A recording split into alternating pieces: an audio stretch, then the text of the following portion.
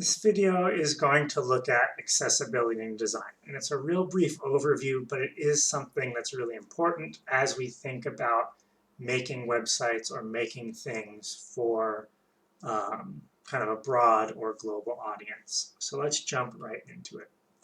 So first off, we want to talk about or define accessibility. And so accessibility is kind of a measure of how easy it is for people to interact with your things. So striving for accessibility means making it as easy as possible for as many people as possible to use something. So something is very accessible if lots of people can use it easily.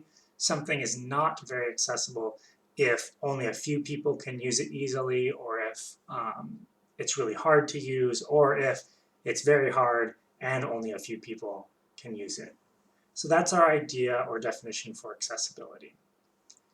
There's two ways to think about accessibility that I kind of want us to look at this year. And the first is, how easily can people understand something or understand what they have to do?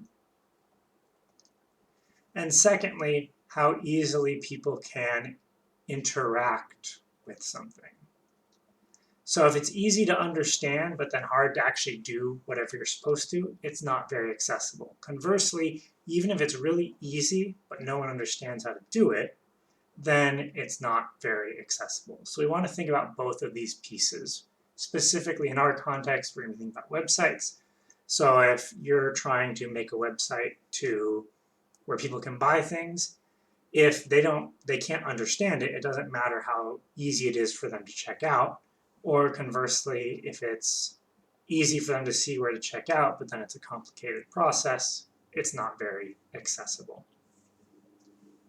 So accessibility can focus on many contexts, or in other words, many things that might make someone struggle to use something. So this can be physical or developmental impairment.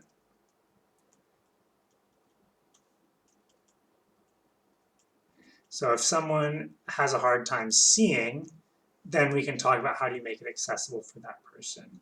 It can also do with age related. So is it easy for younger people or older people, aside from their physical abilities, just how much younger people understand about something versus older people. It can have to do with finance or socioeconomic status. So in other words, is your material, your website, accessible to people who don't have a lot of money? It can also, kind of related to this, deal with hardware, right? If your website, or if you want to think about it, maybe it's easier to imagine like a video game, if that requires a really, really powerful computer, then that's not necessarily accessible to as many people because they might have a computer that's not as powerful, because those tend to be cheaper, more accessible. We also think about type of platform.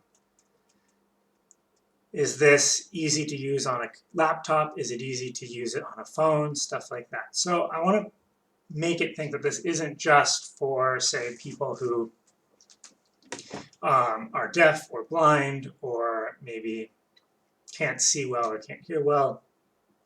There's also all of these other aspects that we can look at. Oh, and one other that I'm remembering as we're talking about this is different languages, right? If you can't speak the language of the website, is it still like how accessible is it without fully understanding the language, or with being a language learner of whatever language the website's in? So these are different contexts or places that accessibility becomes important and useful. So here's some examples specifically for websites of ways that we can make websites more accessible. So first are what we call alt tags, and that's not tags, tags. And this is something that's programmed into a website, and it basically describes an image. So if you put a picture of a ball on your website, there's a way to add an alt tag that doesn't normally show up that says picture of a ball. And this is useful for people with internet connection issues. If they can't see, like if the picture doesn't load, then they can at least know it's supposed to be there. And you'll sometimes see this if you use Facebook and for whatever reason it's having a hard time loading, it will, instead of putting a picture, it'll just give you the text. This is also really useful for people that use screen readers if they have a hard time seeing the screen, or if for whatever reason they like using screen readers. The screen reader can go through, read all the text, and then say, there should be an image of a ball here. And so they can kind of imagine that or fill that in. Captions, you're probably familiar with this, as they're quite prevalent these days. This is basically just writing out whatever audio or video is happening, writing out the text for that, and making sure that displays along with the audio and video as it's going. One that you may not think about, but keyboard controls. So can your website or can your web page be controlled with just a keyboard? Does it require either touchscreen or clicking with a mouse? And that's useful because if there's impaired motor skills, people have a hard time moving the mouse to just the right spot. A keyboard with distinct button presses can often be easier for people that struggle with that. Lastly, two more. Proper contrast can help visually impaired people or colorblind, right? If you pick two similar colors, like a background color and then text that goes on top of it that kind of blends in, that can be hard for people to read. Even for people that have fully normal vision, it can be hard for people to read. And then lastly, kind of related to the alt text that we talked about earlier, we want to avoid baking the text into images whenever possible. So if you imagine you've got some picture of, say, a flyer that you're gonna send, it's like sale, and then it's, you're selling a ball, blah, blah, blah, blah, blah, blah, blah. When we can, we don't want to necessarily put these pictures where the words are in the picture. It's better if we can make those words like actually text on the website. You'll have experienced this if you've ever tried to, say, translate a website using Google Translate or some other add-on, and you'll notice everything that's text, it translates no problem as far as at least trying to translate it.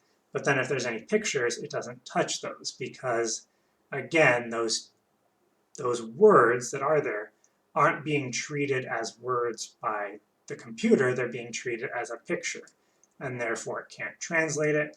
Or if someone's using a screen reader, the screen reader can't translate it. So this is something that when you're doing something, think about, are there ways to design it or put in what I have where these words can be pulled out or they can be layered on top, stuff like that. So this isn't the only ways to make something accessible, but these are some ways to help you start to see what things to think about as you are designing websites or as you're working on things.